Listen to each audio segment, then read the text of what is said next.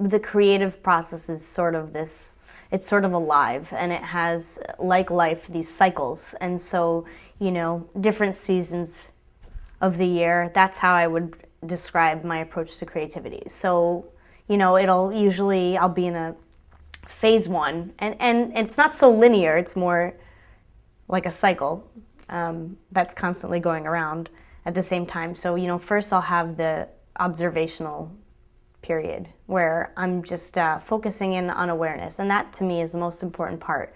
Life happens around you all the time. Things are happening. There are sounds, there are sights, there are tastes and smells, and how perceptive I am will directly affect later what's happening with art. So it's really about focusing in and being aware of my surroundings and putting myself in stimulating environments. And so I love traveling. And one of the places I travel to quite frequently is Israel. And so I can't think of a more stimulating place. You have this like electrifying Jerusalem, just charged with energy. You have the desert, which is a whole nother kind of energy. And so putting myself in those situations is the heart of it all. And then it's about incubating and reflecting on my own experiences and combining who I am with these experiences, putting it together through a filter.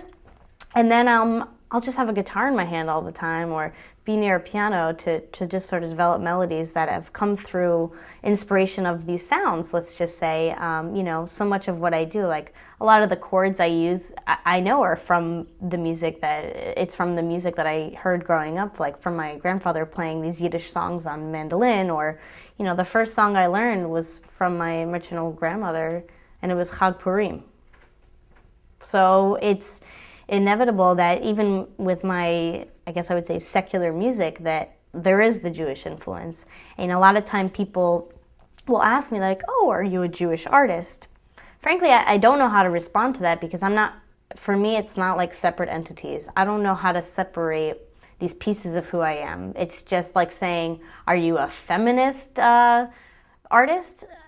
I don't know. I mean, I'm a woman, and I'm playing music, and I believe in equal opportunities at all. Does that mean I should smack labels on me left and right about what I do?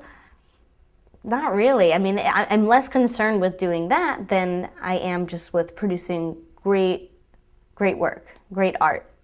And so that's kind of a little bit of an insight, and it's about having these moments of inspiration after that incubation period, mostly in the most inconvenient time possible, whether I'm driving at the wheel and like, oh, an idea for a lyric, or at 4 a.m. where I'm laying in bed in the dark. And so I really make sure that I have these little notepads everywhere with pens and little tape recorders and receipts, right on the back of receipts.